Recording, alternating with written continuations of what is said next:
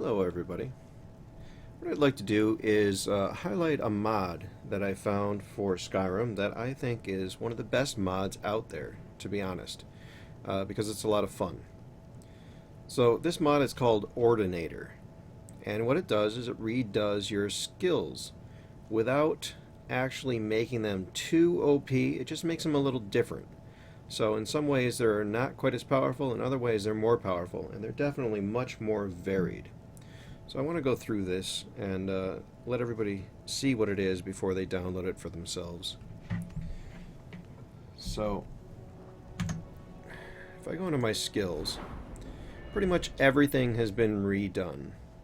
Now make sure that if you have other mods that change your spells and things like that, you may have to load Ordinator after it to make it overwrite things. Otherwise, your destruction and conjuration and alteration trees may not even show up. So let's start right here with illusion, and we'll move right.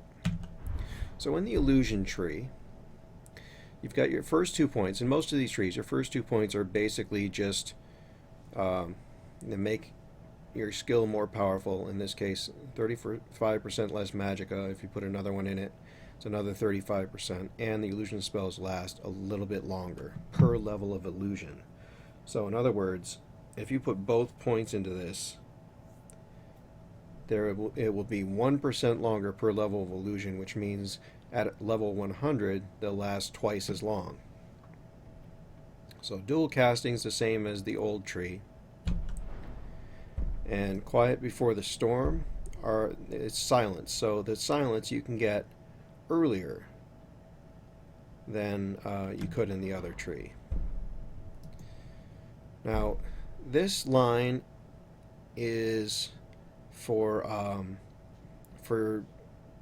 illusion hacking people in their sleep, basically giving them nightmares.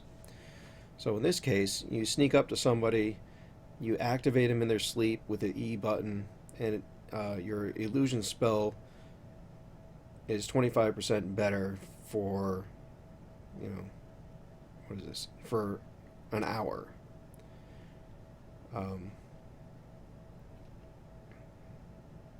So you have a chance to fail. It's like pickpocketing. It's just like pickpocketing, except you can increase the effectiveness of your illusion by hacking somebody in their sleep.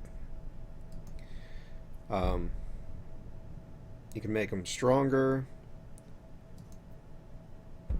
Hostile mind effects cast on others are stronger. And again, also works on undead, Daedra, and automatons. So not much different, but takes a different amount of points to get there, and they do different things. Now here's more sleeping things. If you activate it in the sleep, then basically they are more favorable towards you. You may get quests that you normally would have gotten only by doing them favors, discounts, things like that. And then you can make them a follower. You can only have one dream thrall, but so that's interesting. It's way different than they had. Then you've got commanding presence. Basically gives you extra attack damage and crit for allies. Presence increases armor and a magic resistance on allies. Twice as effective as long as you're above 75 health for that last one, where it's more armor and magic resistance. And this one, your allies do an extra 250% attack damage for 5 seconds if you get attacked.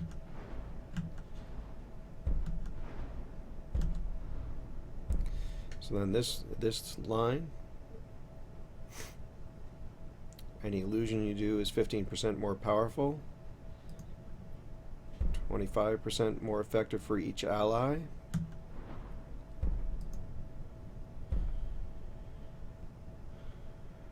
If you calm somebody, they lose 200 points of armor and 50% magic resistance. If you calm somebody,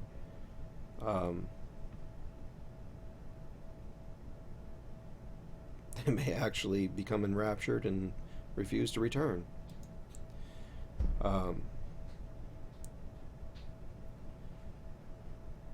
They drop their weapon if they get feared.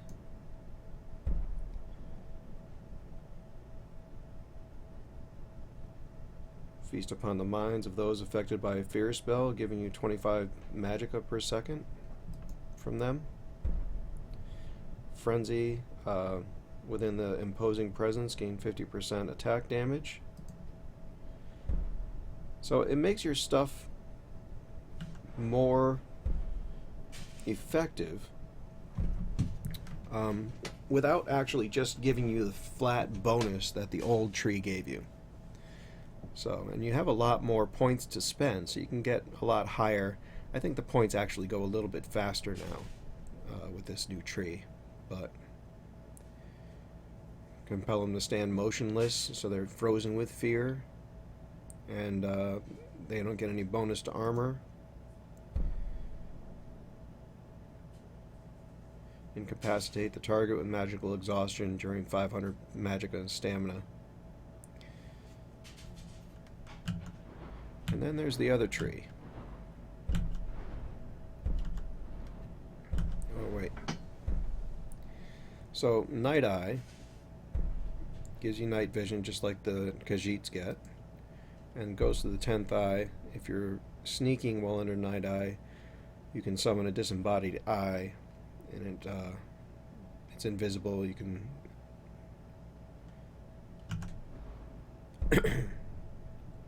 float it around. Activate any target under the effect of a comm spell to initiate a trade. Activate a hostile creature. Summon an illusionary image of the target with 1% extra attack damage per illusion level, and it attacks the target for 30 seconds. Blind Guardian, any non-hostile target, and summons an illusionary image of that target, and it fights for the target for 60 seconds and won't flee. And finally, using one of these abilities, illusions are 50% more powerful, last 50% longer for 10 seconds.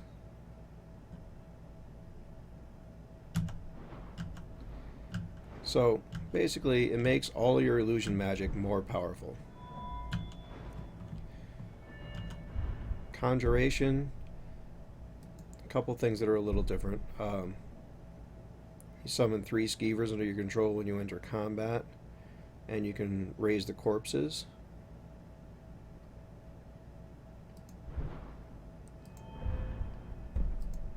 Dual casting, just the same as it was.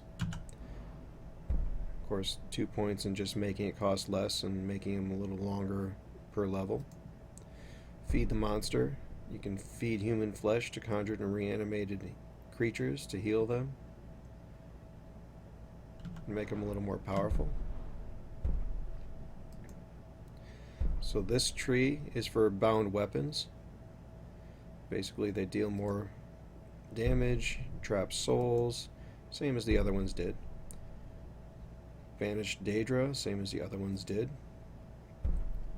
Brand victims with unholy energy, halting magic and stamina regeneration while draining. And then dealing 15 points of magic damage a second after that. Hollow Binding. Bound weapons reduce magic resistance by 30%. If you control a Daedra, it's an extra magic resistance. Drain.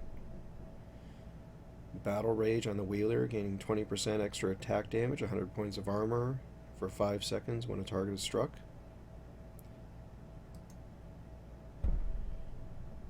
Brand a corpse by striking with a bound weapon, or by delivering the killing blow with a bound weapon. The brand grants 25% attack damage and 100 points of health when reanimating or resurrected. Undead and automatons cannot be branded. So that's all bound weapons. A lot more variety to it, which I think is really cool. So then, bone collector. You actually loot bones from corpses, and you can go to bone altars on the map and you convert a bone to a skeleton warrior. Basically, these are temporarily defeatable, but they basically come back. So you can always have some on your side here. And then basically you can make it more skeletons following you around. 60% more bones from corpses. Give commands to all skeletons within 150 feet instead of one at a time. Skeletons take less damage from attacks. You can get mages. You can summon a bone altar to make more.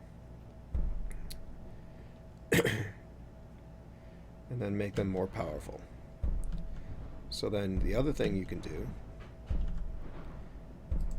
is you over here, you can, well, we already looted more bones. We already looked at that one. But this one, burn a bone at an altar, strengthening all the skeletons within 150 feet.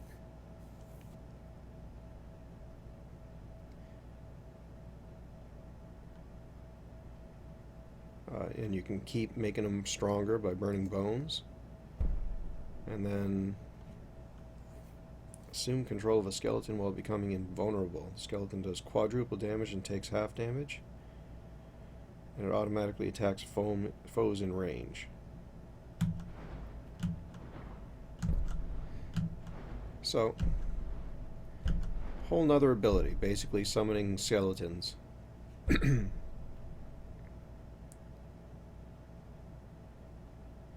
So you can increase the level cap of your reanimations,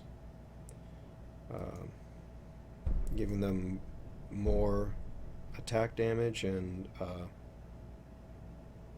that's it.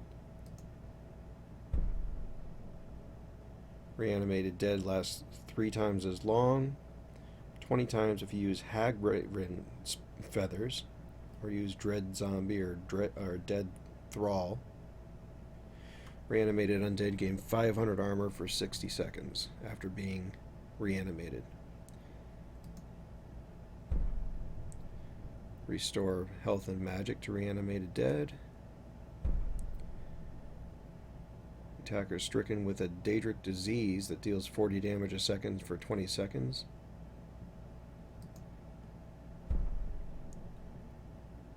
If you destroy it while on fire, it explodes, dealing 300 points of fire damage.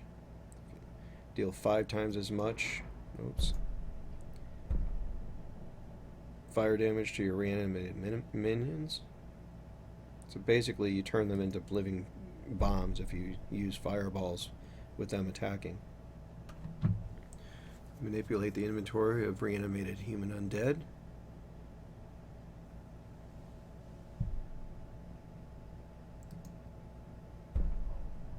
If your minion is struck by a shock spell within 30 seconds after reanimation, it attacks 250% faster, moves 50% faster for 10 seconds.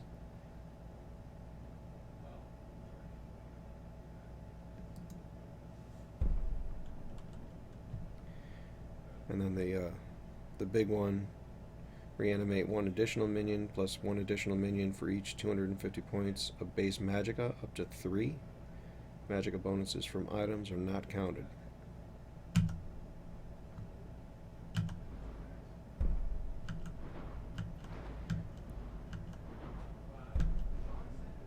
And then down here, conjure Daedra from farther away. Conjure Daedra within 15 feet at full health. It absorbs your life force to heal itself. Lasts 3 times as long, 5 times at night. Destructions are more effective for each Daedra within 30 feet. When you charge or concentrate on a spell, Daedra gain 30% attack damage. Atronachs call more potent Atronachs. Donate a human heart to an Atronach, which gives it a new elemental attack.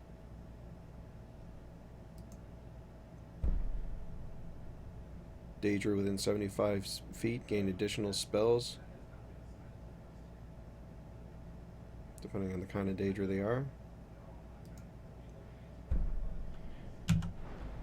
So, again, more variety. They get more powerful, but they're not the same as they were. A little different. So, dual casting is the same. Less magicka, more powerful. Destruction projectile spells interrupt targets that are casting a spell, unless it's a massive target. I'm not sure what a massive target is, to be honest.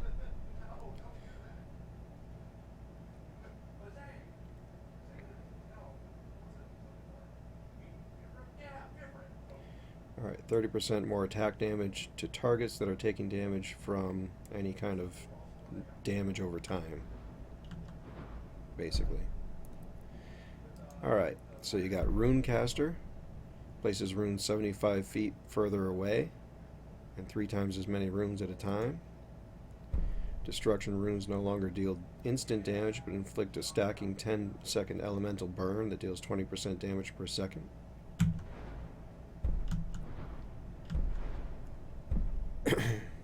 Ionized Path, shock spells cast on others are 30% more powerful, based on the target's missing magic percentage.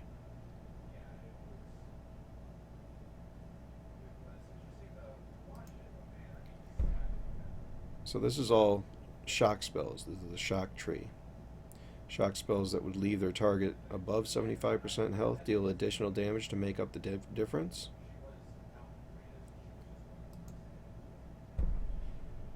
Shock spells hitting targets that are not fire resistant cause plasma that does an extra 5 points of damage per second. Shock spells lift the target in the air for 2 seconds, 15% chance. And your shock spells are 50% more powerful against those targets. Dual casting 8 shock spells in combat triggers a shock nova that deals 250 points of shock damage to nearby enemies once per battle. Shock spells can incapacitate below 1/3 health if they're not shock resistant. Drain 50% more magicka. Every 6 to 12 seconds, your next shock spell triggers a ground discharge that radiates outward from the target.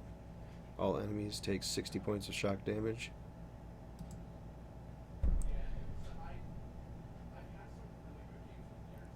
Directly at target, these shock spells magnetically levitate them in front of you for 10 seconds, reducing magic resistance 25%. So that's what shock does. Then we go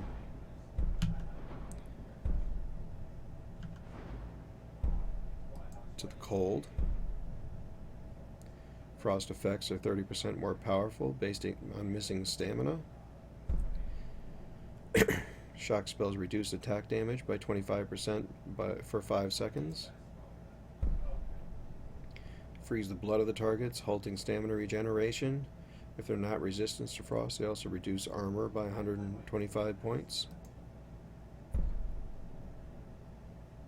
Frost spells that hit a frost-resistant target fragment and explode in a 15-foot area, reducing frost resistance by 25%, and that stacks. Dual casting freezes the earth under your feet. Frozen ground deals 40 points damage to health and stamina for 4 seconds on contact, and 50% more powerful against those affected targets. I wonder if that does damage to you. It kind of sounds like it does. Frost spells paralyze living targets below 1/3 health if they're not frost resistant. 50% more stamina. Radiating freezing cold, reducing the frost resist by 50%. And immobilize in a ice block for 10 seconds, reducing magic resistance.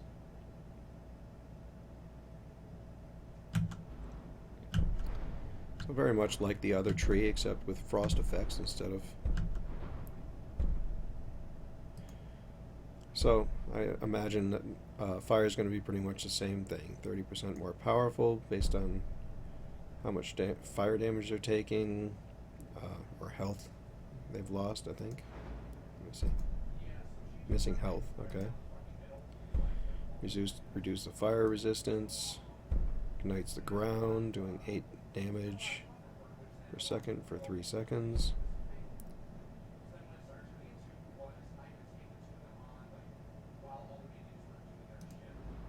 Does more damage. Ignite the ground.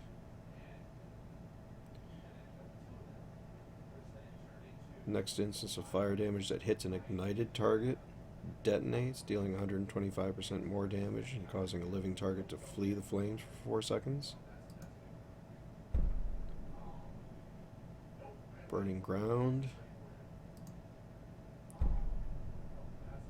25% more damage on the burning ground effects. And 25% more damage against those targets.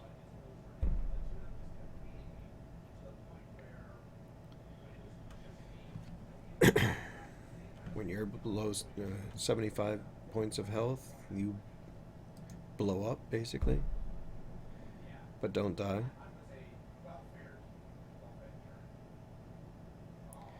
Targets affected by the burning ground explode for 20% of their current max health. No, the current health, alright. Also reduce magic resistance.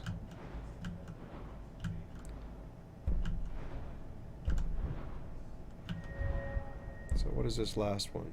We know the fire one. What is force of nature? Pretty much they cause 30% less magic in favorable weather. So in the rain, in the snow, and in the sunlight. If wearing robes and no light or heavy armor, destruction spells are 25% more powerful.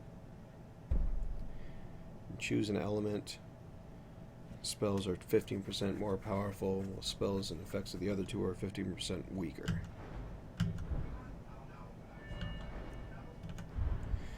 So we get to the restoration tree. We've got 35% less magicka, and restoration 0.25% more powerful per level, same as the others. New restoration spells. So that's cool.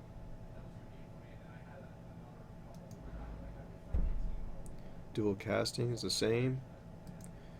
Spirit tutors. Find them to get a permanent blessing that makes restoration spells better.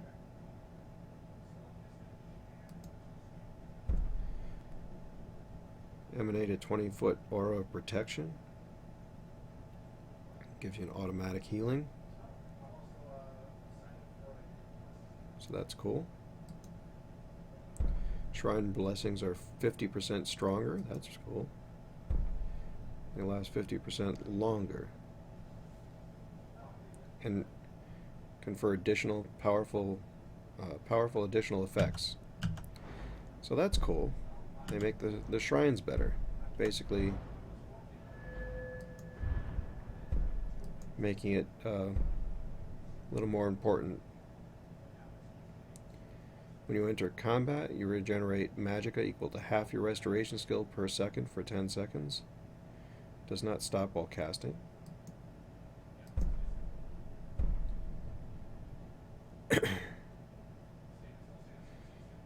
Healing when you're already at full health fortifies your health by 50 points.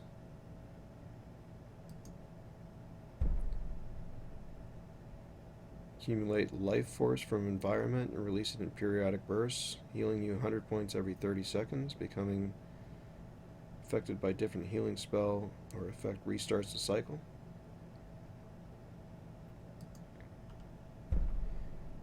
%50 more for each new cycle. And it's 5 seconds faster than the last. Okay.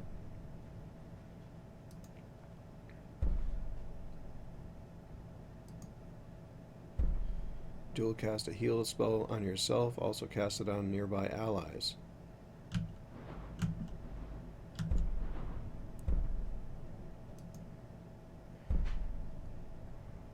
Hostile undead within 40 feet burst into flames, taking 15 damage a second for 5 seconds. Reduces armor by 500 points and magic resistance by 50%. Targets within 25 feet affected by turn undead or affected burn or divine fire take 10 points of damage per second for 10 seconds. Your attacks and critical strikes deal 25% more damage to affected. So basically makes you better at fighting undead.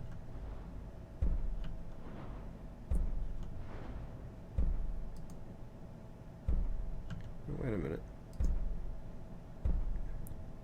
When Descending Light ends. See, I haven't seen Descending Light yet. Oh, this is Descending Light. Got it. So that happens after 10 seconds. While in combat, Warrior's Flame touches a random target within 100 feet, including you. Friendly targets are blessed, restoring 20 magic stamina. Hostile targets are cursed, draining that. That's cool. Hostile undead cursed by a Warrior's Flame take 30 points of damage per second. Living enemies become undead while cursed by Warrior's Flame, rendering them vulnerable to anti-dead spells.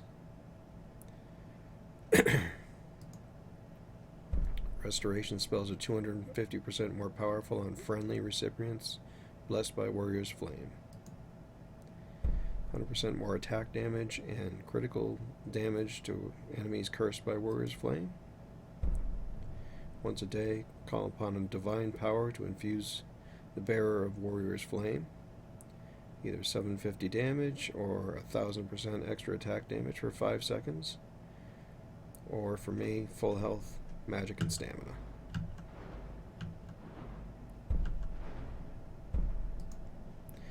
And this affects your wards. The first ward you cast in combat costs no magic to maintain. Wards you cast in combat have a limited duration, but are 400 points stronger against spells, and are almost instantly at full strength. Blocking a spell retaliates with a blast force, reducing magic resistance by 25% for 6 seconds.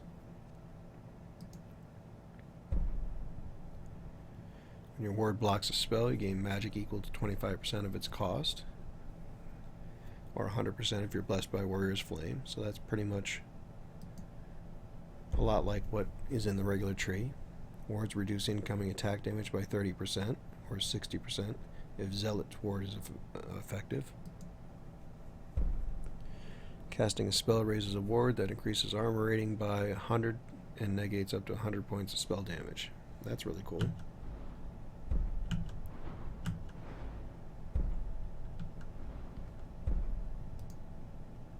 Alright.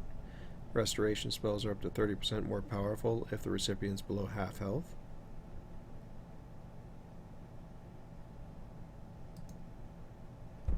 Healing also restores stamina. That's in the regular tree. While in combat, you may cast targeted heal spells and effects on enemies to inflict damage equal to 80% of the heal amount. Increases false life damage by 20% and allows perk Sacred Guardian Under My Wings to hit and damage enemies. Increases false life damage by 20% when you're affected by Shrine Blessing.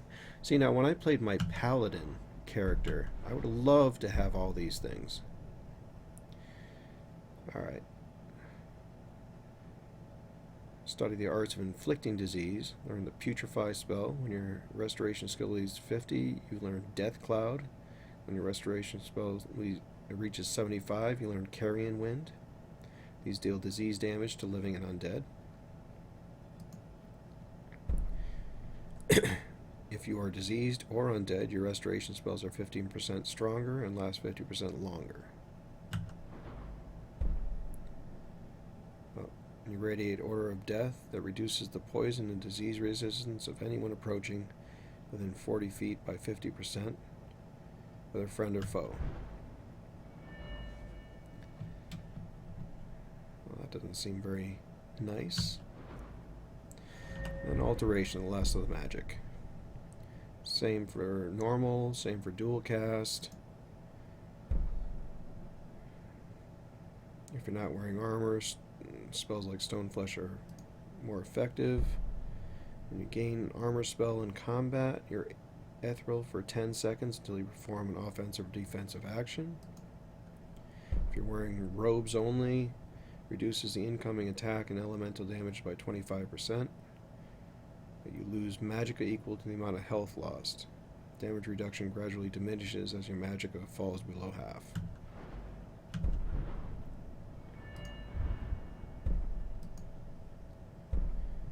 Five shrines dedicated to nature's mysteries can be found. Each shrine grants a permanent bonus to one school of magic, making all spells from that school 15% more powerful or last 30% longer. Choose a type of spell and 3 magic effects. The chosen magic effects will activate when you're affected by the chosen type of spell. So, you could give yourself an armor spell and make it so that you water walk every time. You cast an armor spell. Or you could cast a conjure spell and make it so fortify affects it every time. Or every time you do an invisibility spell, you regenerate. Something like that.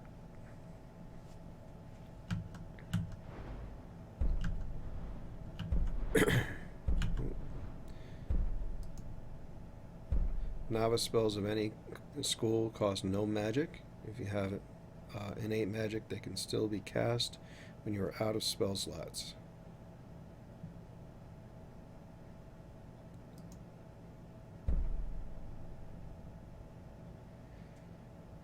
Use it to master a spell you're dual casting. A mastered spell is 20% more powerful.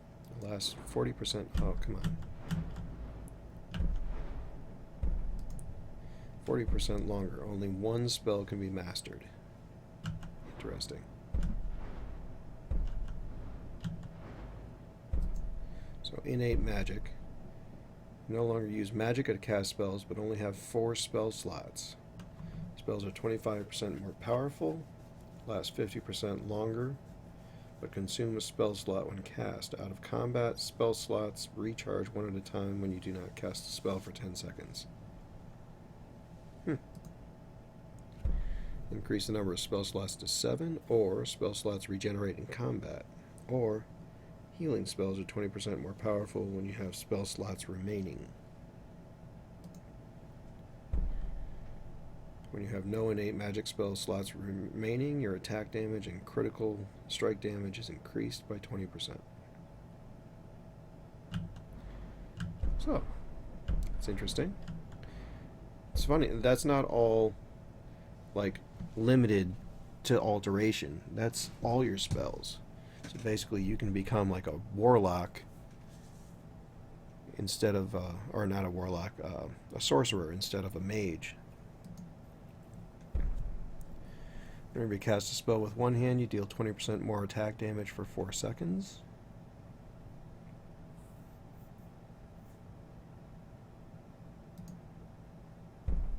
Whenever you cast with the spell with one hand, reducing the armor rating of nearby enemies within 10 feet by 150 points for 2 seconds. When you attack an enemy affected by energy royal with a weapon, it reduces the magic resistance by 30% for 5 seconds.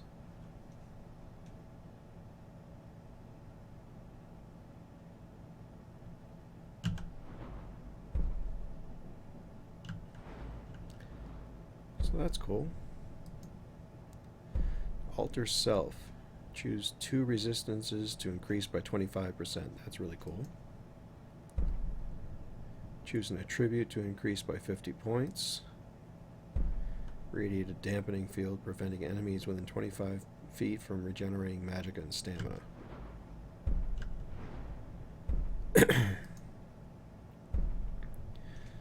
Summons a permanent magical anchor at the location when you learn this perk.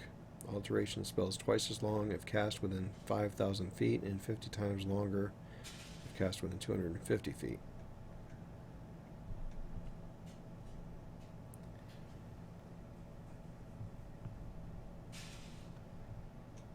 50 times longer. I'm trying to think of an alteration spell I would want to use, like, at a specific place.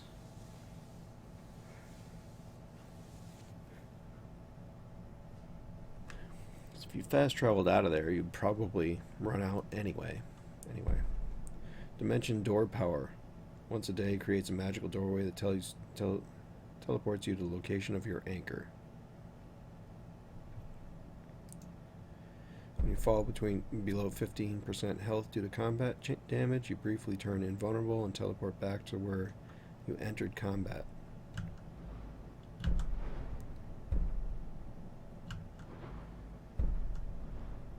Alright. Once a day, regenerates gold equal to your alteration skill level. That's kind of cool. Get it to 100, you get 100 gold a day just for existing. Twice a day, you can weaken expert or lower locks, reducing its difficulty 0. Okay. Use your command lock cooldown to activate most paralyzed enemies below half health to turn their body into money worth 4 times your alteration level. There's a 50% of creating gold ore. No effect on essential targets. So you paralyze an enemy below half health and then turn them to gold. Wow. Wow. That is quite interesting. So what does this last? If wearing robes only, take 20% less damage from attacks while charging or concentrating on a spell. And when in combat and outdoors with a spell equipped, stand still for 5 seconds to raise a pillar of earth to carry you out of attack range. While atop the pillar, your spells are 20% more powerful or last 40% longer. Well, that's interesting too. I wonder what happens if... Oh, only outside. Alright. I was going to say, I wonder what happens if you're in a cave, you get crushed against a cave top. That would suck. Alright, so enchanting. Basically, 20 and 40% stronger. Soul Squeezer is pretty much the same as it was. Soul Siphon, pretty much the same as it was. Spell Scribe. You store the spell you're dual casting. Your power attacks and power bashes in combat unleash the stored spell for free with a cooldown. Only works with spells that affect other targets. So basically you can dual cast a fireball, or better yet, fire bolt, because you wouldn't necessarily want to blow yourself up with it. And whenever you do a power bash or power attack, it unleashes the firebolt with a cooldown. Spells cast with the left hand are 20% more effective if you're wielding a weapon in your right. Attacks with a weapon in your right hand deal 20% more damage if you're holding a spell in your left. So basically, makes things more powerful if you've got one of each. And this just makes it so that Spell Scribe goes twice before going on cooldown.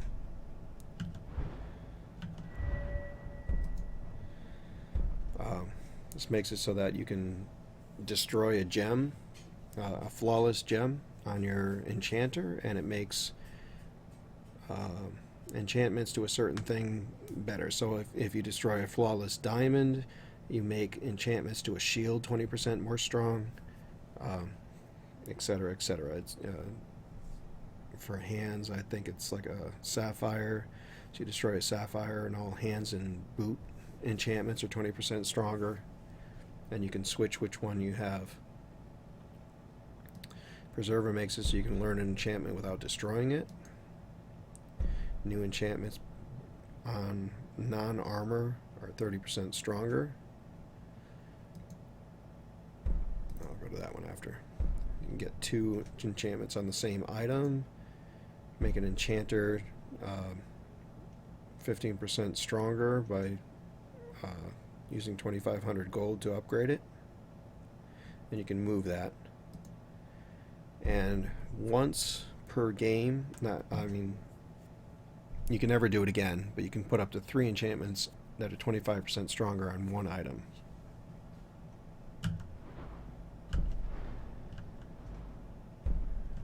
And then we'll look at that from the other side. This is all about staffs. So weapons and staff enchantments drain less weapon charge when a staff is equipped. Gain a small amount of enchanting experience when holding a staff in combat. Enchantments and weapons are 20% more powerful. Last 40% longer when striking on a target, but enchanted weapons lose charge points 15 points per second when drawn. So that's not great.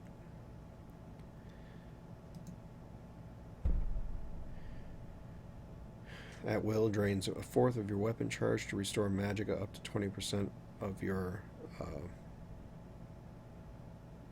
of whatever the charge was. Stamina equal to 20% of your left charge, and health equal to 10% of both. So that's if you have something in each hand.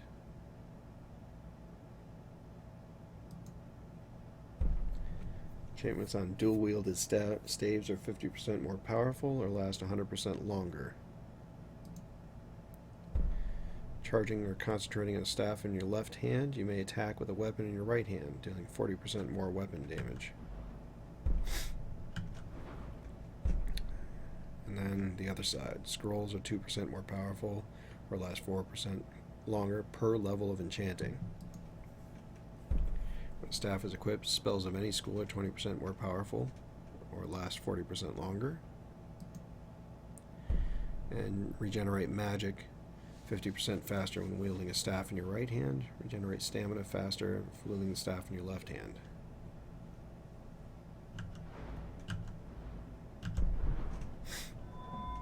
So that's enchanting. Smithing is kind of the same. Like if you go around the outsides, you got your smithing. You can put 1 point in to choose one of them, or 2 points to get both of them. 1 point in to choose one of them, or 2 points to get both of them. 1 point to get one of them, 2 points to get both of them, and the same thing with this last one. So that's the same as the other tree. Then if you go up this way, you can upgrade your grindstone or workbench. You can specialize in a type of armor or a type of weapon and make it 20% better. You can specialize to either take less damage from a weapon or ignore armor rating of that type of armor. Basically, you just know more about it, so you can check out the weaknesses. Retain materials you spend at an advanced grindstone or workbench. Make it so that you get an attack bonus for 10 seconds after you draw. Basically, sharpen your weapon as you pull it out of the sheath. You can choose to sacrifice a dragon soul to improve items by 1 tier further that session.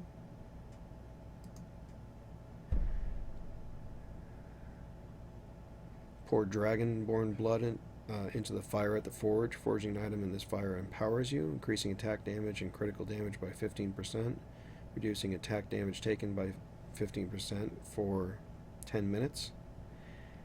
I don't think that that's worth anything myself. I wouldn't do that, but here are the other cool things.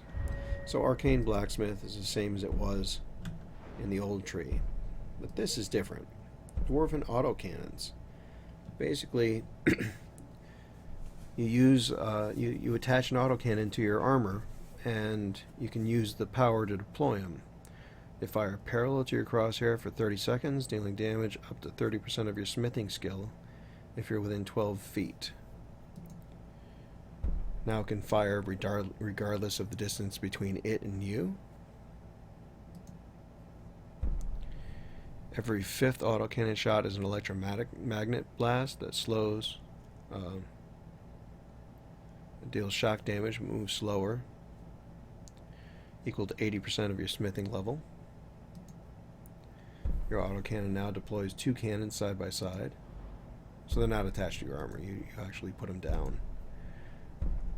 And then it gradually shoots faster over time, adding 2% firing speed per shot.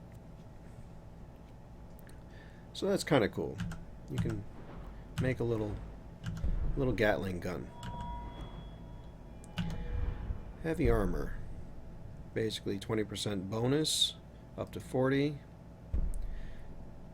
Tired enemies have a harder time defeating your armor. Take up to 20% less attack damage from enemies with half or less stamina. If wearing all heavy armor, the lower their stamina, the less damage you take. You're immune to basic melee weapon perks.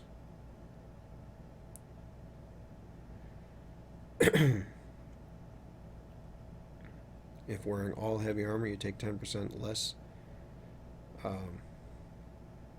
attack damage from enemies affected by one or more of these perks. When struck by a power attack or power bash, your attacks deal 125% more damage to the attacker for 5 seconds if wearing all heavy armor. You intimidate enemies within 15 feet, they lose 5% attack damage, and you gain 5% attack damage for each enemy affected.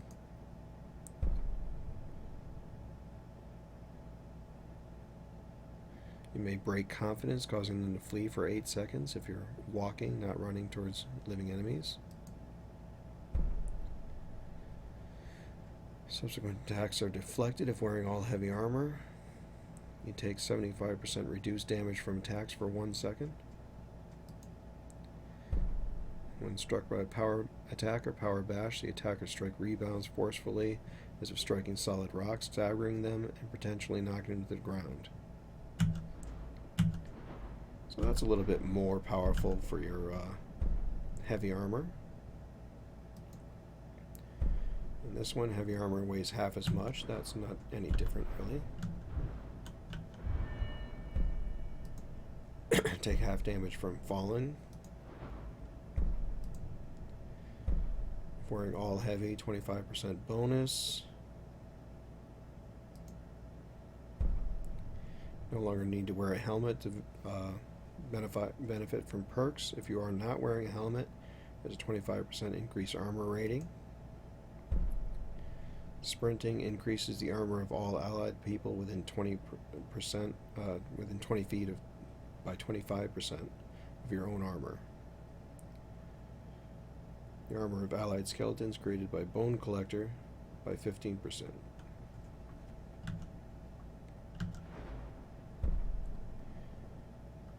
Increases melee damage by 3% for 10 seconds. Trained to deflect incoming attacks while wearing all heavy armor. Whenever an enemy attacks you, you gain 15 points of armor rating for 10 seconds. And the melee damage. Okay. 20% chance to brace for impact when attacked by an enemy, becoming immune to stagger. If wearing all heavy armor, take 30% less attack damage from power attacks. Incoming fire, frost, and shock is reduced by 0.02% per point of armor if wearing all heavy. Wow, that could be big. Rallying standard power. Once a day, place a banner that grants 100 armor rating and 25% melee damage to allies within 15 feet. Wearing all heavy armor and prevents them from fleeing. Enter combat will place a standard at your location. Does not count against the limit of 1 standard at a time.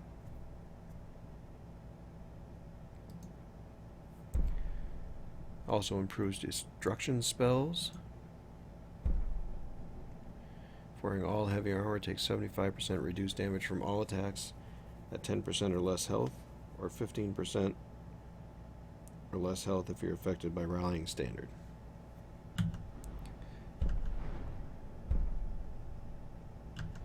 So, quite a benefit to having that. Block standard. Assume a defensive position for 1 second after raising your shield, blocking 30% more damage and staggering attackers in melee range. Melee range. Cannot attempt another time block for 2 seconds. After a time block within 8 feet, you can retaliate with increased strength, increasing your attack damage and crit against the attacker by 25% for 5 seconds. Mitigate indicating incoming fire, frost, or shock spells and effects, reducing their damage by 50%. Well, that's cool. 3 successful time blocks in a row. Completes a timing streak, restoring 75 points of stamina.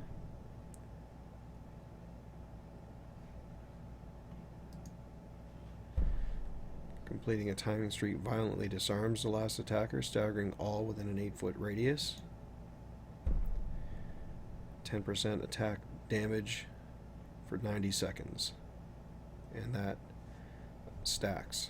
So that's really cool. Gives you bonus for actually doing well. After a successful time block, bashing the attacker within 5 seconds does double damage. Take no damage from attacks during a timed block as long as you have stamina remaining. Alright. Time slows down if you're attacking during a power attack. That's normal. That's pretty much normal.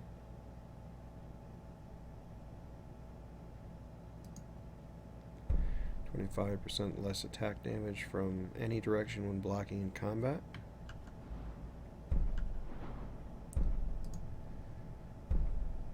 Power bash, that's normal. Bashing does 3% more damage per point of stamina. That's normal. If you bash somebody, they won't flee but can't regenerate stamina, lose 15 points of stamina per second, and you take no damage from their attacks during a timed block. Cool. Interrupting an attack with a power bash and a shield, with a shield knocks the attacker to the ground once every 30 seconds. Able to sprint with a shield raised. This knocks enemies in your path to the ground, but costs 10 points of stamina per second. Enemies can only be affected once every 10 seconds.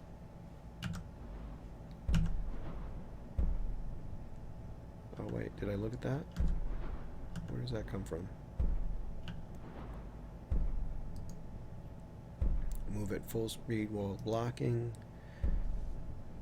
During a timed block, allies within 10 feet gain 250 points of armed rating. Wow. Alright, so blocking tree, really cool. Makes it much better for people who are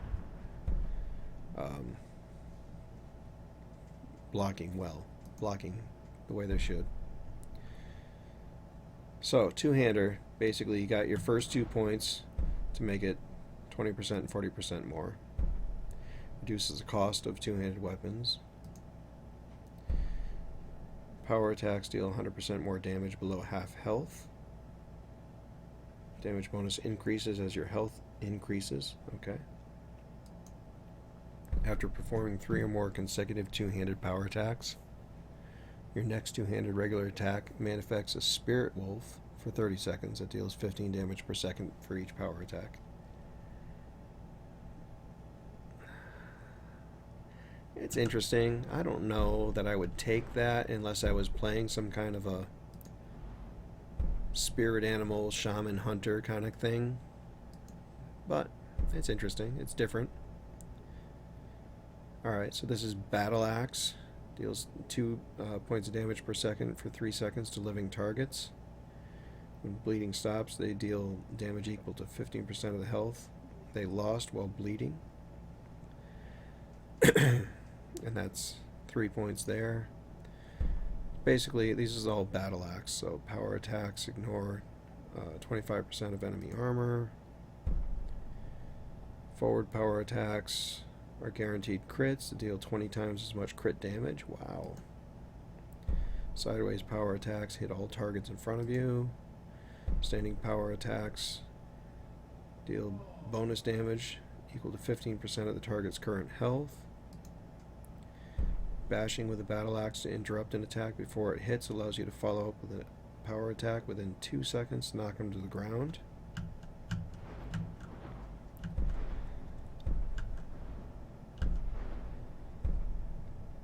So then Warhammer, reduce armor rating by 20 points.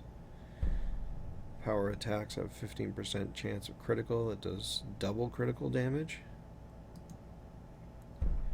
Forward power attacks daze for 8 seconds. Dazed targets can become staggered when struck by an unblocked attack. You deal 25% more damage and critical damage to them. Whenever a target is hit by 2 sideways power attacks with a Warhammer within 10 seconds, the second hit knocks the targets off their feet, dealing 125% more damage and critical strike that does double critical damage. When a standing power attack with a Warhammer inflicts a critical strike, it deals 3% more critical damage per point of stamina. Bashing with a Warhammer to interrupt before it hits allows you to follow up with a power attack, reducing the armor by 500 points for 5 seconds instead of knocking him to the ground.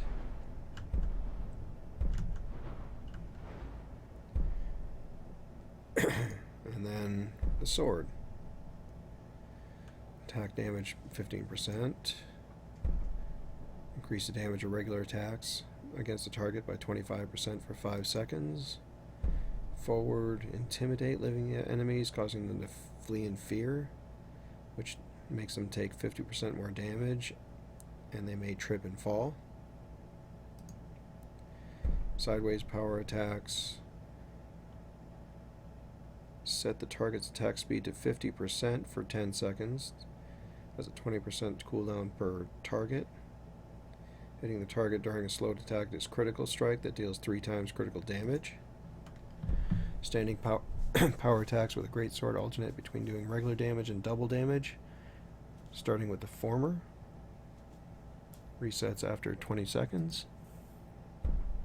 Bashing with a greatsword to interrupt an attack before it hits you allows you to follow up within 2 seconds to deliver a critical strike that deals 3 times critical damage and disarms them. And in combat, two-handed weapons deal 5% more damage for each humanoid or animal you have slain in the previous battle, up to 40%.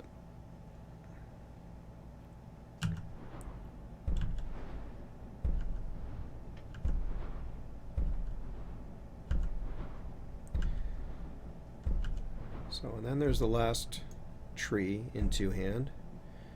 Power attack damage with two-handed weapons increased by 15% plus 0.1% per point of stamina.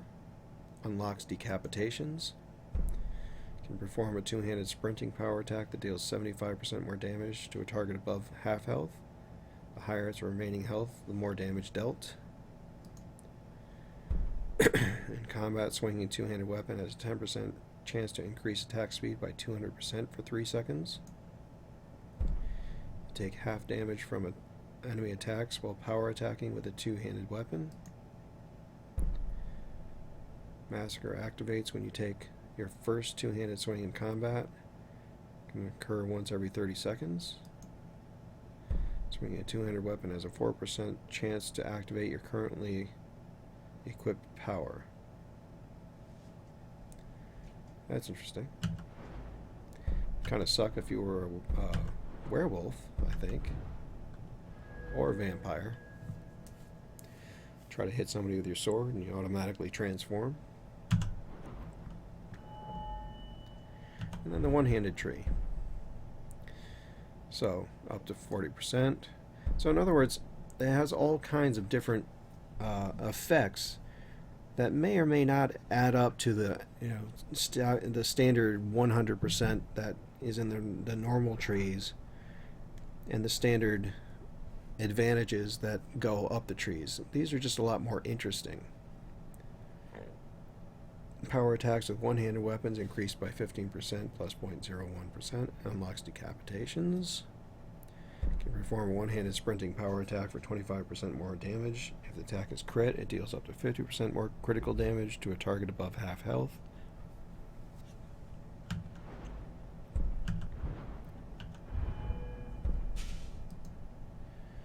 Reduces stamina cost of power attacks.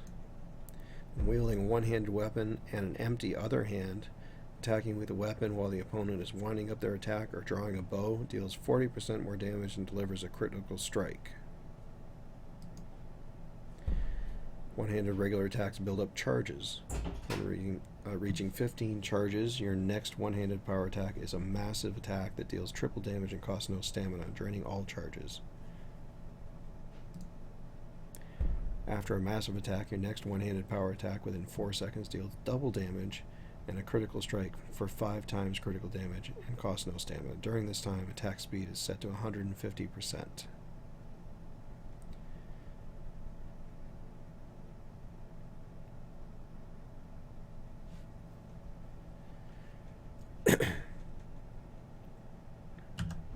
So, kind of cool.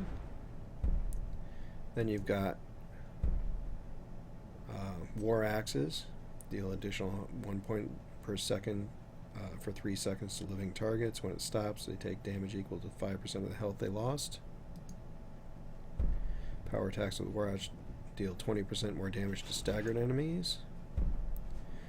Forward attacks smash through a block, causing the target to drop their shield and take critical damage. Deals 5 times critical damage. Sideways power attacks with a war axe deal 15% more damage for 30 seconds.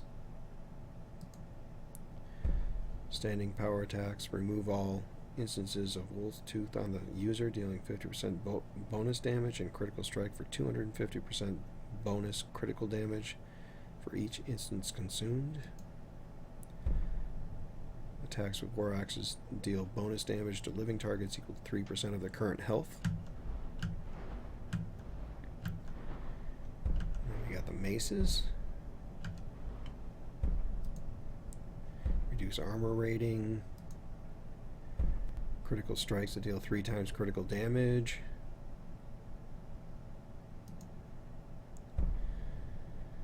Forward power attacks inspire nearby allies, giving them extra attack damage for 15 seconds. Sideways power attacks deplete all your stamina on impact, dealing 1% more damage per point of stamina depleted.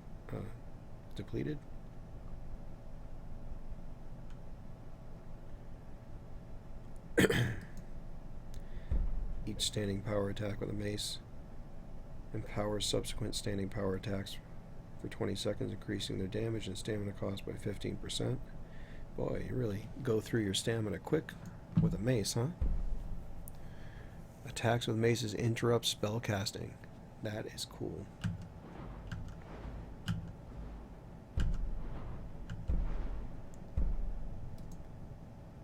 Swords reduce the enemy's attack damage by 10%. Landing an unblocked regular attack with a sword causes your power attacks against the same target to inflict critical strikes for double critical damage.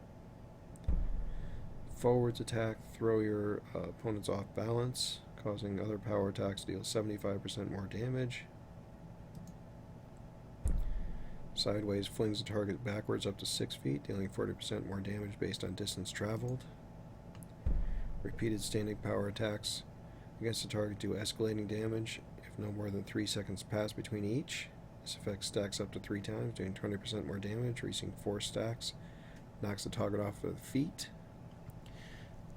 So all of these really are meant to just drain your stamina real quick and do more damage. But I guess once you're out of stamina, you're screwed.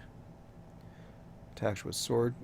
Cut a target for 15 seconds. Your swords deal double damage to a target with 10 or more cuts.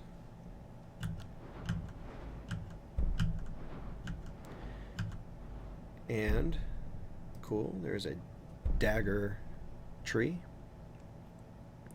Deal an additional point of bleeding damage per second for 30 seconds. It stacks. 25 more damage if you hit the target 3 or more times. Forward power attacks impale the target, dealing double bite marks damage, whether or not the attack is blocked. Sideway drain magicka and stamina. Standing, ignore enemy armor. And hitting with a forward, sideways or backwards power attack with a dagger within 30 seconds paralyzes the target for 20 seconds. Your attacks with a dagger against a paralyzed target are crits that deal 9 times crit damage. And finally, if you mutilate a dead body with a one-handed power attack, it increases your damage and crit by 100% for 6 seconds. So basically, you hit somebody, you kill him, you hit him again, and then you go to the next person. And finally, the dual wield side. Dual wielding attacks are 20% faster. Build up battle rage with each attack, gaining 1% extra attack damage and 1% attack speed for 20 seconds, which stacks.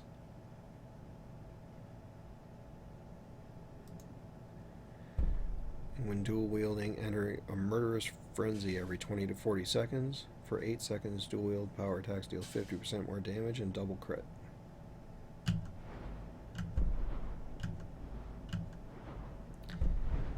So it really adds an advantage to dual wielding, which is really cool for rogues and such. So the archery tree. Standard 20-40%. Bashing staggers the target. Bows and crossbows deal 40% more damage to that target for 10 seconds, which is cool. So you got long shots, more damage for the longer away it is. 25% armor reduction if the target's not moving. After standing still for 6 seconds, 25% more damage. Shooting a target beyond 25 feet 3 times, leaving less than 2 3/4 seconds between each hit, deals bonus damage equal to 15% of the target's current health and knocks the target to the ground. Bows deal 25% more damage if the shot strikes a target within 2 seconds after the bow is fully drawn. Crossbows deal triple damage to targets with 20% or less health remaining.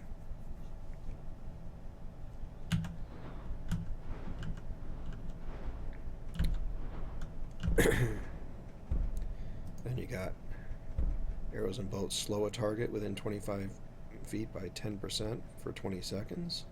And that stacks, so the closer they are, the more it can slow them down. Chance to stagger.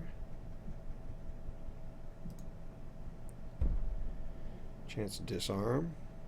Well, if you shoot them while they're power attacking, you disarm them within 25 feet. They're probably not power attacking you if they're not within 25 feet. Deal more damage to a target at full health.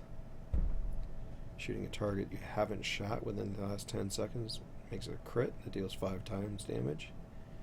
Any weapon enchantments applied to the shot are twice as effective. Once a day, slow time and focus on your foes for 10 seconds, looking for opportunities for a kill shot. Finding they're vulnerable, it takes 1 second per 125 health. Once you do, you may shoot them for an instant kill.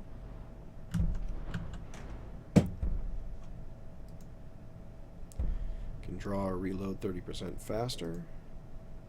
Attack 8% faster for 10 seconds after shooting a fully drawn bow.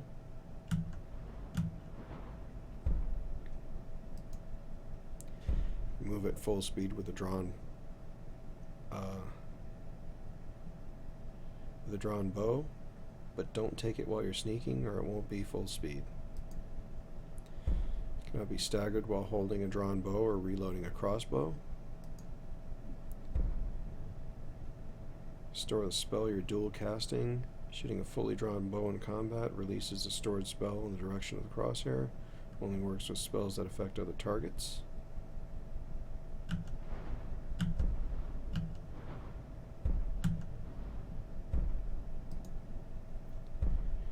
Press block while aiming to zoom in. That's not any different. Twice as many arrows from dead bodies. That's not any different. Upgrade the types of arrows at a forge, adding a bonus effect. Force, immolation, freezing, grounding, maze, or death, based on its material. Fighting only one enemy, hitting the target with a bow or crossbow manifests as Spirit Wolf for 30 seconds, does damage 15% of your current stamina. Again, I probably wouldn't do that unless I was doing some kind of a hunter, shaman kind of thing, which I did. I already finished that character though. Light armor. So, standard 20-40%. Take less damage from enemies at full health if you're wearing all light. You got unarmed combat bonus, unarmed power attacks, more movement speed and more damage. Unarmed attacks grant 10% increase in stamina regeneration, 5% movement speed. This is in case you want to go through the game unarmed. 15% chance of a critical strike that deals critical damage equal to 40% of your current stamina. You may choose a damage type. Unarmed attacks unleash a shockwave that deals the chosen damage to all targets in front of you.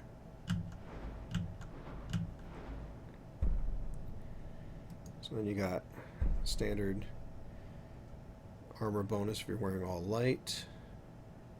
Weighs nothing, doesn't slow you down. Take 10% less attack damage when fighting more than one enemy if you're wearing all light armor.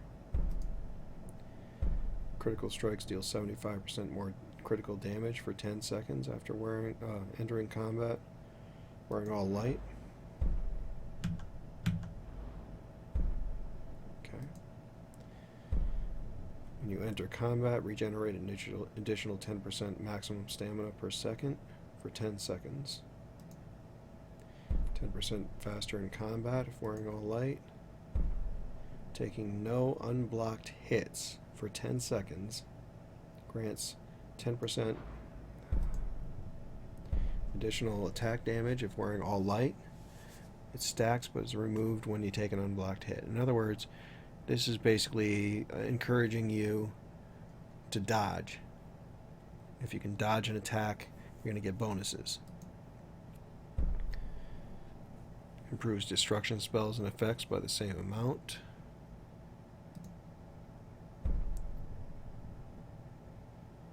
Gain 20% movement speed if you're not blocking during an enemy's power attack. If it misses, the bonus persists until combat ends or you get struck, and it stacks.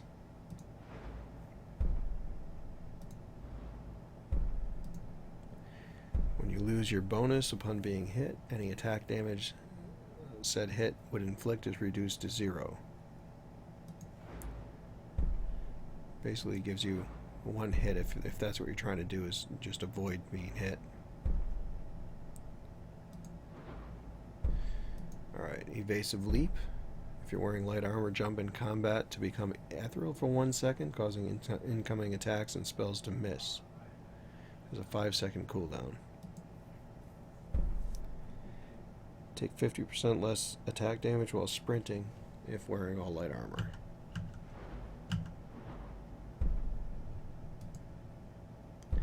No longer need to wear a helmet to benefit from perks, and you get a 20% increased armor rating if you're not wearing a helmet. Cannot be staggered while sprinting. And then we get into the thief perks. Basically 40% more effective. Destruction spells and scrolls are 3% more powerful per level of sneak if the target is not detecting the caster. 5% for runes. Grants spot detection power once a day. Outlines all humanoids within 150 feet that are detecting you with a green glow. Lasts 180 seconds. You won't trigger pressure plates. That was already in there. Now this is a tripwire tree. Basically, Grants tripwire power, puts a tripwire in front of you for 120 seconds, knocks people that trip over it on the ground. Just one person, because it snaps after it does it. Also reduces armor rating by 750 points for 4 seconds if they trip on it. After being out of combat for at least 5 seconds, entering combat will place the tripwire behind you for 60 seconds. Does not count against your 1 tripwire a day. So an automatic tripwire, which is cool. So silent roll, that's in the old tree. Increase your damage by 50% in one-handed weapons, and unarmored by 40 points for 2 seconds. So that's basically encouraging you to roll into combat for a quick bonus. Performing a silent roll makes you ethereal for 1 second, causing all incoming attacks and spells to miss. Performing a silent roll in combat leaves a trail of grease for 10 seconds that staggers running enemies. Sprinting enemies slip and fall.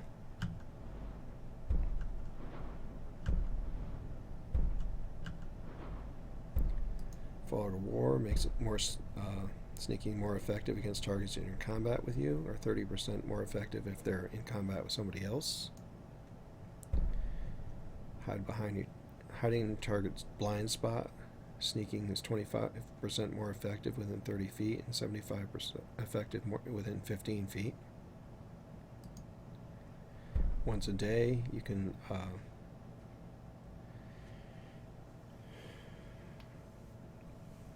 all enemies within 150 feet that are attacking you instantly stop and resume normal activities,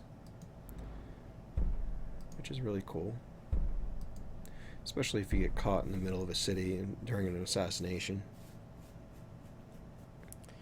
Sneaking is 15% more effective for each enemy within 100 feet that's not detecting you. Entering sneak mode in combat grants 2 seconds of invisibility, briefly leaving combat and forcing distant opponents to search for you. There's an 8-second cooldown, so that's really cool.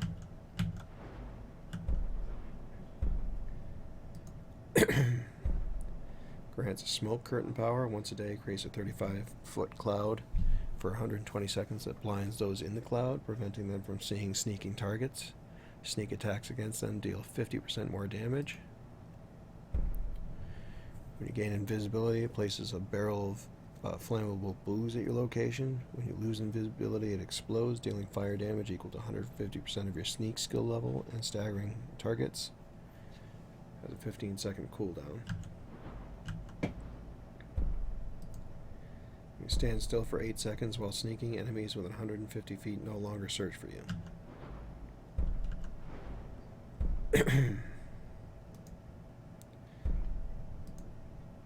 Sneak attacks deal 100% more damage. Sneak attacks with any other weapon or fist deal 25% more damage. Sneak attacks with dagger deal 1% more damage per level of sneak. Deal 25% more damage with daggers when striking a target from behind. If the target is at full health, it's a crit that deals 3 times crit damage. You can boost that as well.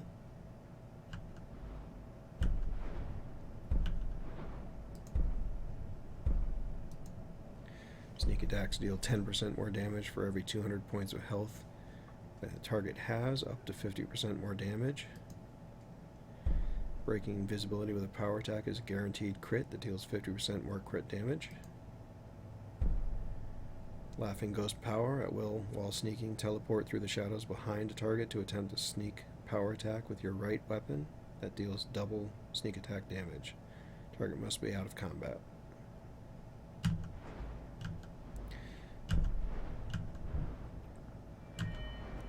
So, different and exciting.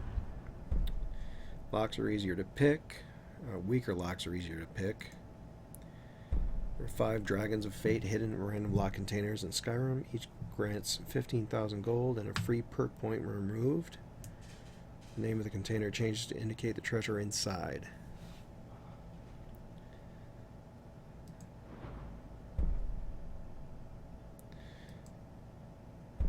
Activate a hostile automaton to lockpick your way into its engine. So basically, you can hack an automaton to disable it. Here you can hack it to make it fight for you. And here it moves faster and attacks faster if you hotwire an automaton. So this is all in lockpicking. So lockpicking and hotwiring go hand in hand. Robber's Eye. When you enter a dwelling you don't own, it eliminates a lock container for 120 seconds. During that time, it contains valuable items based on your lockpicking skill and the difficulty of its lock. It can only occur every 12 to 60 in-game hours. Taking 15 seconds or less to pick a lock on a container eliminated by a Robber's Eye improves the added treasure by average of 50% based on the level of the lock and resets the cooldown of Robber's Eye. You may choose a type of treasure, and they're 3 times more likely to contain items of your chosen type. Also works in dungeons. Increases the chance of finding an additional weapon or armor item in any dungeon chest from 10 to 15%. Find 20 to 100 more gold in any dungeon chest, and 2 to 10 more gold in some corpses, urns, and stuff. So that's cool. And then bear traps. Much like the tripwire in the sneaking, bear traps make it so you can create bear traps at an anvil or forge, and you can drop them from your inventory to place them, or you can just pick them up on the ground when you come across them. The teeth of the bear traps deal 2 points of damage per level of lock picking. You can only pick up and carry 2 bear traps at a time. Bear traps stagger victims, reducing their armor by 5 points per level of lock picking for 4 seconds. Bear traps are 20% more bigger and more likely to successfully hit smaller, fast-moving targets. They also rearm themselves 2.5 seconds after being triggered. Bait power. Once a day lures the nearest hostile target within 200 feet of the location of the nearest bear trap, placed within 50 feet, not during combat or conversation, and lasts 60 seconds. If your victim is not detecting you, the trap is 5 times as effective. You can pick up and carry 3 bear traps. When placing a bear trap, you may choose to add an extra effect: poison, drain magic, drain stamina, slow, banish, turn undead. This effect is triggered when the victim is struck by the teeth and takes damage. So that's just really cool. It's a neat idea, you know? Gives you a copy of a picklock's key if it has one. Pick starts much closer to the lock opening position. Your skill at lockpicking is such that you may bypass locks of expert or lower level without using a key or manually picking lock. After picking at least 100 locks, you gain 2 perk points. So that's cool too. Pickpocket. This one is really cool too. So make it easier and add carry weight. Train rabbit. Silently sends out a trained rabbit to lead you to the nearest loose valuable item, and then returns to you.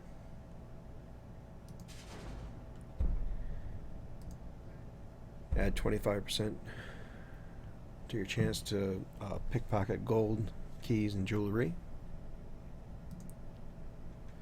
Silently harm enemies by placing poisons in their pockets. Pickpocket equipped weapons. If the target is sleeping, can pickpocket any equipped weapon, any equipped item. After you pickpocket somebody, sneaking is more effective and movement speed is increased. Preparing to pickpocket for at least 12 seconds, add 20% to your chance to pickpocket any item.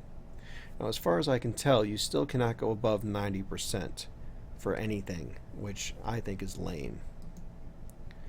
Grants you this you saw nothing power. Once a day, distract a target for 60 seconds. You'll not receive a bounty if the target is the only witness of your crime.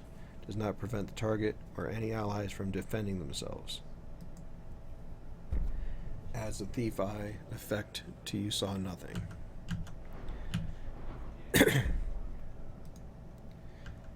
Now the thief eye effect basically makes it so that when you enter a city, it eliminates a citizen on the streets for 300 seconds. If you interact with that target during this time, they carry valuables based on your pickpocketing skill. It can recur once every 12 to 60 in-game hours. You may choose the type that that person has. Shortly after you pickpocket or speak to the target eliminated by the thieves' eye, a new victim is eliminated up to 5 times in a row.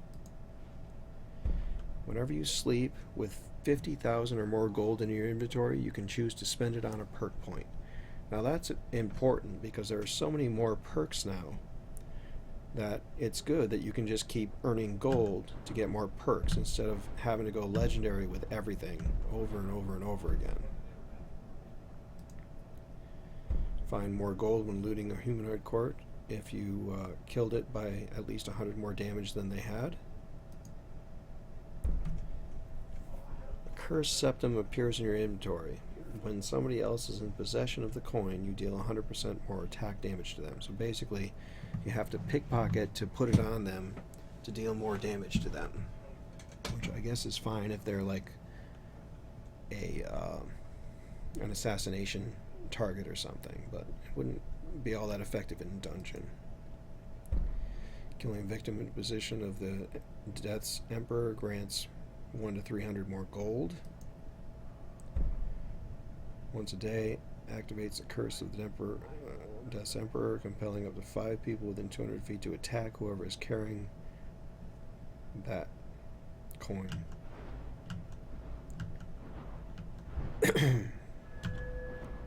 So speech. This is also kind of cool. So you got normal 10% more intimidation attempts are more convincing. Bribe guards to ignore crimes. 15% less when trading the same race. Permanent bond with a merchant. Buy items for 30% less from that merchant. Sell any type of item to any kind of merchant. 500 golds with a shopkeeper to increase his available gold by 500. Barter stolen goods with any merchant. And everybody gets 1,000 more gold. So that's all the same as the old tree.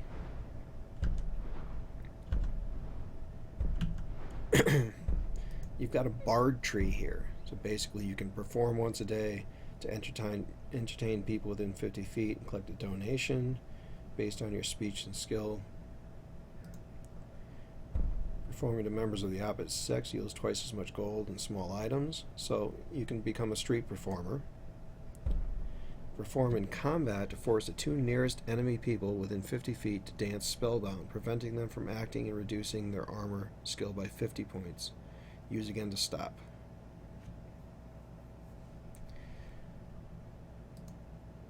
Able to perform multiple times a day. Irresistible Dance now forces Daedra, undead, and animals to listen spellbound. Can perform in combat to unleash shockwaves. Each drum beat deals 20 points of damage to nearby enemies within 30 feet. Earthquake Drum deals 50% more damage. Each beat of Earthquake Drum also briefly reduces the magic resistance of effective enemies by 200%. Each beat of Earthquake Drum also heals nearby allies by up to 20 points based on their missing health percentage and grants them 100% extra attack damage.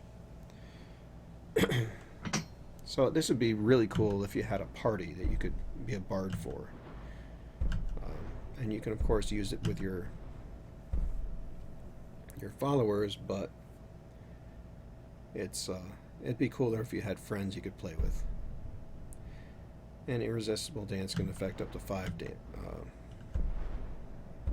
enemies. So then you've got this other line, speak with animals. Activate animals to tame them, forcing to follow you and fight for you until they're released. You can only have one at a time. Improves your companion so they get extra damage or magic immunity or extra health or points of armor. And movement speed and move quietly. Horn of Sovngarde power, blow a horn to call in nearest 3 friendly people, unless they're followers, within 200 feet to follow you for 10 minutes. So then this last one is about your Dragonborn Thune, which is really cool. Why wouldn't you be able to improve that? Shouting restores health, magic, and stamina equal to your cooldown. You gain speech experience when you shout. Shouting summons Divine Wind, granting 30% extra attack damage and 15% increased movement speed for 15 seconds. Shouts that affect others are more powerful per level of speech. 25% chance to reduce the cooldown of any shout to 3 seconds. Shouts stagger nearby enemies within 20 feet, reducing armor rating by 300 points by 10 seconds. Enemies below 25% health are knocked down. Merciless Storm power, once a day, cancels an active shout cooldown, allowing you to shout again immediately afterwards. For 120 seconds after using Merciless Storm, any shout you use also carries the previous shout.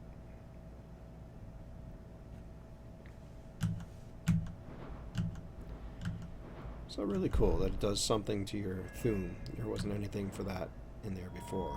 And the last tree, I know this has gone a lot longer than I actually expected, but the last tree is Alchemy. And this is kind of cool too.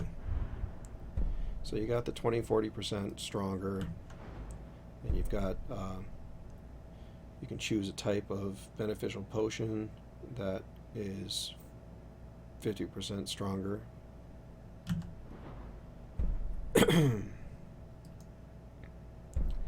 Choose a power, fire oil, frost oil, or shock oil. At will, create a pool of that oil that lasts 20 seconds. It reacts violently when struck by a projectile or explosion, exploding and dealing damage equal to your alchemy skill level.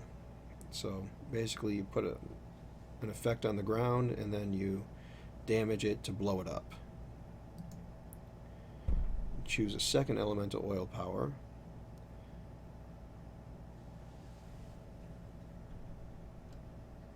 To do even more effect to your oil on the ground. So then you can upgrade an alchemy lab to make your potions there more strong. You can gain beneficial effects that last 15 times longer if you use it right after the alchemy lab. So if you use your alchemy lab and then you run over to your blacksmithing thing and take a blacksmith potion, it's going to last much longer. Create 2 potions at your advanced lab. Oh, jumping ahead of myself. Eating an ingredient reveals all its effects instead of having to take multiple points in that. Gather twice as many ingredients when you pick them. Negative effects are removed from potions. Positive effects are removed from poisons.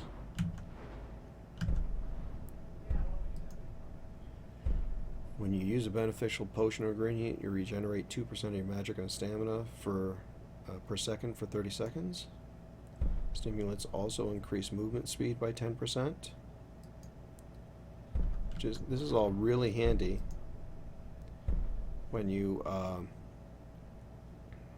have to take a health potion in the middle of a fight.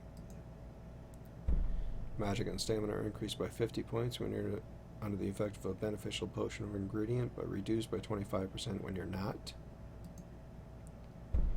When you use a beneficial potion or ingredient, 50% chance to receive a powerful side effect randomly chosen from 40 different side effects.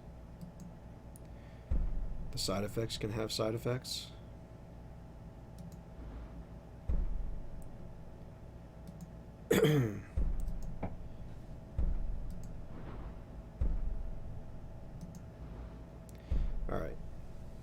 poisons are more powerful per level. Poisons last longer for based on your level. Poisons are corrosive, ignoring 40% of armor rating. Once a day, point at a victim and silently reduce their poison resistance by 250% for 10 seconds. When you shout, your blood turns poisonous for 15 seconds, and the next time you get hit, retaliate with powerful poisonous strike that deals 50 points of damage, poison damage per second for 10 seconds.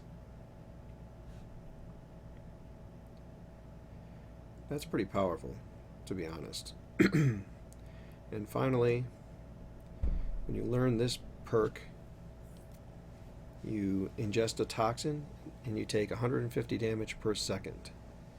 If you survive for 60 seconds, that's a lot of damage.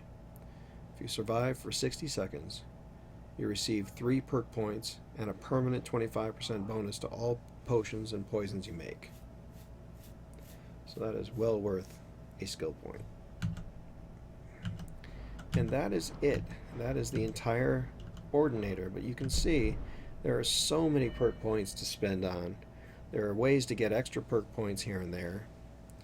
And it adds so much variety. So you can do what you want to do. You can enhance whatever you want to do with that character. So if you want to mage with a staff, then you can enhance whatever spells you plan on using and your staff ability. If you want to be a dragonborn with a sword and board and use your Thum all the time, you can do that. You can enhance just your sword, you can enhance your one hand, you can enhance your block, you can get bonuses for blocking and it's, you know, the way you're supposed to. You can be a paladin using restoration magic and making that make you a better paladin.